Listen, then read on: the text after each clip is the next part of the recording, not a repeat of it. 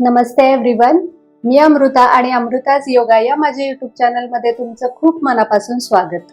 शरीरातील 7 चक्रे म्हणजे सप्तचक्र आणि ती बॅलन्स करण्यासाठी काही युजफुल अशी योगासने याची आपण एक सिरीज चालू केलेली आहे.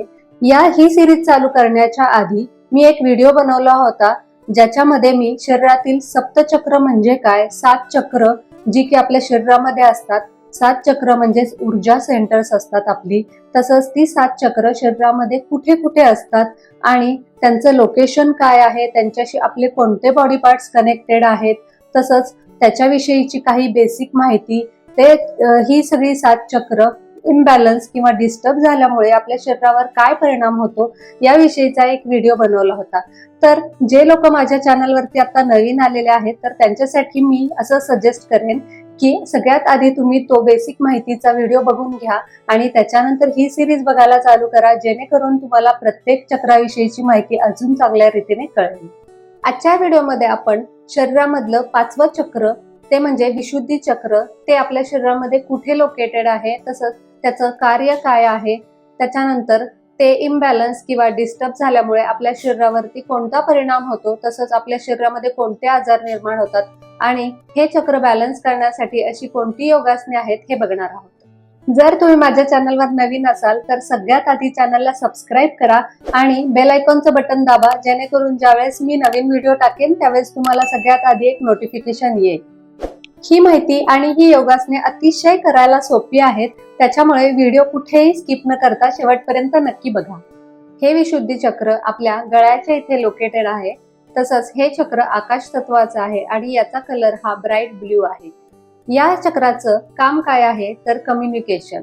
तसंच या चक्राचा शत्रू म्हणजे खोटेपणा. जर माणूस सतत खोटं बोलत असेल तर त्याचं हे चक्र इम्बॅलन्स किंवा डिस्टर्ब व्हायला लागतं. या चक्राशी थायरॉइड तसंच पॅराथायरॉइड ज्या आपल्या गळ्याच्या इथे असतात ग्लँड्स, तर त्या या चक्राशी कनेक्टेड आहेत. या चक्राशी कोणते बॉडी पार्ट्स कनेक्टेड आहेत तर आपला थ्रोट म्हणजेच गळा, तसंच कान, तसंच आपलं तोंड आणि आपलं खांदे, तसंच मान, हे बॉडी पार्ट्स कनेक्टेड आहेत. हे चक्र ब्लॉक किंवा डिस्टर्ब झाल्यामुळे घशाला सूज येणं, तसंच घशात खवखव होणं, तसंच काही कारण नसताना इरिटेशन होणं, हे लक्षणं दिसून येतात. तसंच हे चक्र ब्लॉक झाल्यामुळे कधी कधी विनाकारणच म्हणजे काही आपल्याला फिजिकल इंजुरी नसताना सुद्धा आपली मान किंवा खांदे दुखायला लागतात. त्याचप्रमाणे थायरॉइडचा आजार सुद्धा हे चक्र ब्लॉक किंवा डिस्टर्ब असल्यामुळे होतो. हे चक्र बॅलन्स करण्यासाठी आपल्या आहारामध्ये आपण खूप जास्तीत जास्त प्रमाणात फ्रूट्सचा समावेश हा केला पाहिजे. या चक्राचं काम काय आहे तर कम्युनिकेशन म्हणजेच बोलणं, तसंच लिसनिंग पॉवर आपली चांगली ठेवणं, हे या चक्राचं काम आहे. हे चक्र ब्लॉक किंवा डिस्टर्ब असेल तर ती व्यक्ती आपले विचार किंवा आपल्या भावना ह्या लोकांसमोर व्यवस्थित किंवा स्पष्टपणे मांडू शकत नाही, त्यांना बोलायची भीती वाटते. त्याचप्रमाणे काही लोक हे समोरच्याचं अजिबातच ऐकून घेत नाही, ते फक्त स्वतःच बोलत राहतात. त्यांची लिसनिंग पॉवर खूप कमी असते, म्हणजेच ते दुसऱ्याचं काही ऐकून घेत नाही. तसंच दुसऱ्यांना सतत डॉमिनेट करत राहतात. त्यांचा आवाज प्रमाणापेक्षा जास्त असतो, तसंच त्यांच्या आवाजामध्ये एक उग्रता असते. हे लोक अतिशय जास्त बोलतात किंवा असंबंध बडबडतात, तर हे सुद्धा हे चक्र ब्लॉक झालेल्याचं लक्षण आहे. हे चक्र ब्लॉक असणाऱ्या व्यक्ती हा लाजाळू किंवा अतिशय शांत स्वभावाच्या सुद्धा असतात. जर हे चक्र बॅलन्स किंवा ऍक्टिव्हेट असेल तर त्या व्यक्ती आपल्या भावना किंवा विचार दुसऱ्यासमोर अतिशय स्पष्टपणे आणि न घाबरता मांडतात. त्या व्यक्ती अतिशय एक्सप्रेसिव्ह असतात, तसंच त्या अतिशय गुड लिस्नर असतात, म्हणजेच दुसऱ्याचं समोरच्याचं व्यवस्थित ऐकून घेतात आणि मगच स्वतःचं मत मांडतात किंवा समोरच्याचा विचार करूनच आपलं मत मांडतात. त्याच्यामुळे तुम्हाला जर तुमचे विचार किंवा तुमच्या भावना जर समोरच्यापर्यंत स्पष्टपणे मांडायचे असतील तर हे चक्र बॅलन्स असणं अतिशय गरजेचं आहे. आता हे विशुद्धी चक्र बॅलन्स करण्यासाठी अशी कोणती योगासने आहेत ते आपण बघूयात. तर सगळ्यात पहिलं योगासन नाही म्हणणार मी याला, पण सगळ्यात पहिला हा आहे तो स्ट्रेच आहे, नेक स्ट्रेच आहे, ज्याच्यामुळे सुद्धा हे चक्र बॅलन्स व्हायला अतिशय मदत मिळते. तर यासाठी आपल्याला असं वज्रासनात बसायचंय. दोन्ही पाय फोल्ड करून आपल्याला दोन्ही टाचांच्या मध्ये बसायचंय, म्हणजे वज्रासनात बसायचंय. याच्यानंतर आपल्याला दोन्ही हात हे मागे एकमेकांना पकडायचे दोन्ही हाताने असं. त्याच्यानंतर आपल्याला हे दोन्ही हात आपले जेवढे शक्य आहे तेवढे वर न्यायचेत आणि आपल्याला आपली मान ही स्ट्रेच करायची, वर बघायचे असं. इथे आपल्या गळ्याला चांगला ताण पडला पाहिजे, या पद्धतीने आपण वर बघायचंय असं. याच्याने बघा आपल्या गळ्याला चांगला स्ट्रेच मिळतो. तसंच आपल्या हात मागे इंटरलॉक असल्यामुळे आणि आपण हात वर केल्यामुळे इथे आपल्या खांद्यांना सुद्धा चांगला स्ट्रेच मिळायला मदत मिळते. या पद्धतीने इथे श्वास नॉर्मल ठेवायचा आहे. इथे आपल्याला 5 ते 10 श्वासापर्यंत थांबायचंय आणि त्याच्यानंतर परत मान खाली करायची आणि हात खाली करायचे. याच्यानंतर पुढचं आसन आहे कॅट काव पोज. तर याच्यासाठी आपल्याला दोन्ही गुडघ्यावरती आणि दोन्ही हातावरती यायचंय असं. हातामध्ये आणि पायामध्ये खांद्या एवढं अंतर घ्यायचंय या पद्धतीने. त्याच्यानंतर खोल श्वास घ्यायचा आहे आणि श्वास सोडत सोडत आपल्याला पाठ वर करायची अशी.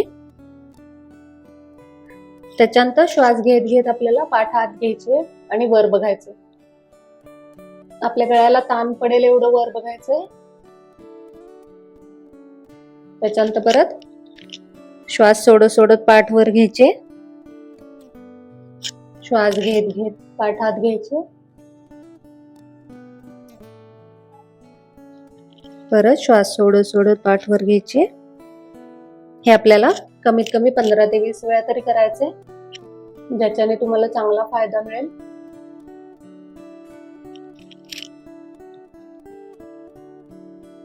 या पद्धतीने. याच्यानंतर पुढचं आसन आहे हलासन. तर याच्यासाठी बघा आपल्याला पाठीवर झोपायचंय या पद्धतीने. याच्यानंतर आपल्याला दोन्ही पाय वर घ्यायचेत असे. त्याच्यानंतर आपल्याला पायाला असं वरती घ्यायचंय असं आणि हाताच्या सपोर्टने आपल्याला पाठीला असं मागे मागे पुश करायचंय असं. आणि आपल्याला पाय हे जमिनीला टेकवायचा प्रयत्न करायचा आहे या पद्धतीने. बघा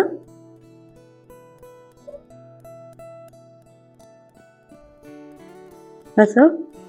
इथे आपल्याला जेवढं शक्य आहे तेवढं थांबायचंय किंवा 5 ते 10 श्वास थांबायचे. त्याच्यानंतर परत पाय आपल्याला असा फोल्ड करायचा आहे. त्याच्यानंतर दुसरा पाय फोल्ड करायचा आहे आणि मग आपल्याला हळूहळू आपल्याला हाताचा सपोर्ट काढून घेत घेत आपल्याला असा पाय हा खाली टेकवायचा प्रयत्न करायचा आहे या पद्धतीने असा. तर हे हलासन तुम्हाला या पद्धतीने करायला जर अवघड वाटत असेल तर तुम्ही भिंतीचा आधार घेऊन सुद्धा करू शकता. तसं ते मी दाखवते. याप्रमाणे तुम्ही असं भिंतीला असं पाय लावून झोपू शकता.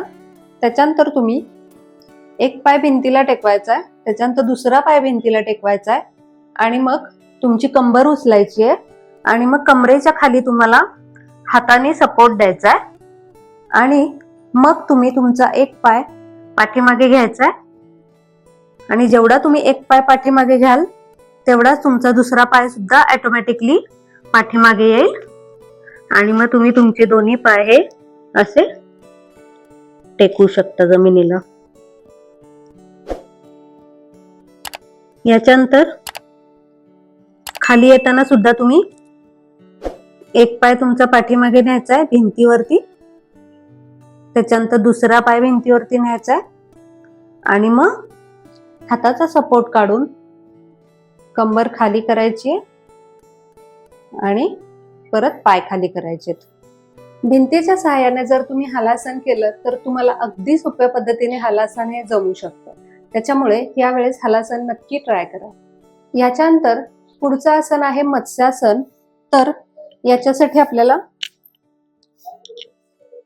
पाय सरळ करायचे, त्याच्यानंतर आपल्याला दोन्ही हाताचा सपोर्ट घेत घेत आपल्याला कोपर असे टेकवायचेत आणि आपल्याला आपली मान ही खाली करायची, आपली छाती जेवढी शक्य आहे तेवढी वर उचलायची आणि अशी मान खाली करायची आणि आपल्याला डोकं खाली करायचंय या पद्धतीने. इथे आपल्याला 5 ते 10 श्वास पर्यंत थांबायचंय. त्याच्यानंतर परत श्वास घेत घेत आपल्याला परत हाताच्या साहाय्याने वरती यायचंय. इथे हे जर तुम्हाला अवघड वाटत असेल तर मी उशीच्या सहाय्याने पण कसं करायचं हे सांगते. उशी ही आडवी ठेवायची, त्याच्यानंतर आपल्याला आपले हात हे उशीवरती ठेवायचे आणि उशीच्या सहाय्याने आपली ज्यावेळेस पाठ ही वाकेल त्यावेळेस आपल्याला फक्त आपली मान ही खाली करायची या पद्धतीने आणि उशीच्या सहाय्याने आपल्याला छाती जास्तीत जास्त वर घ्यायचा प्रयत्न करायचा आहे आणि आपल्याला गळ्याला जास्तीत जास्त स्ट्रेच येईल असं आपल्याला गळा खाली करायचा या पद्धतीने.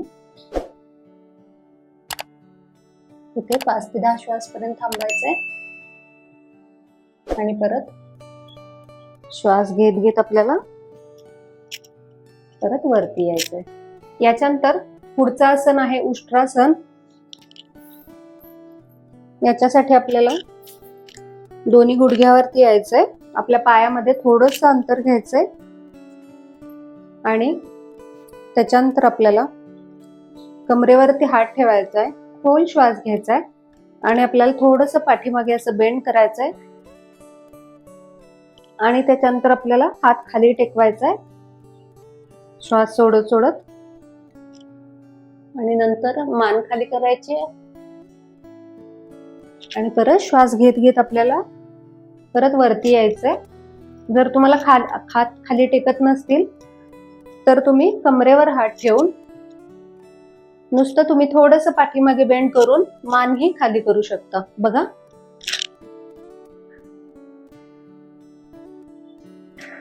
इथे तुम्हाला मान खाली केल्यानंतर गळ्याला चांगला स्ट्रेच मिळाला पाहिजे. इथे 5 ते 10 श्वास किंवा जेवढं तुम्हाला शक्य आहे तेवढं थांबायचंय आणि त्याच्यानंतर खोल श्वास घेत घेत परत नॉर्मल पोझिशनला माघारी यायचं. तर ही होती काही सोपी अशी योगासने. ही योगासने तुम्हाला कशी वाटली, यातली तुम्ही किती योगासने ट्राय केलीत आणि त्याचा तुम्हाला काय फरक जाणवला हे मला कमेंट बॉक्स मध्ये नक्की सांगा. तसंच हे व्हिडिओ माझे जर आवडत असतील तर प्लीज लाईक करा आणि माझ्या चॅनलला सबस्क्राईब करायला अजिबात विसरू नका. थँक्यू.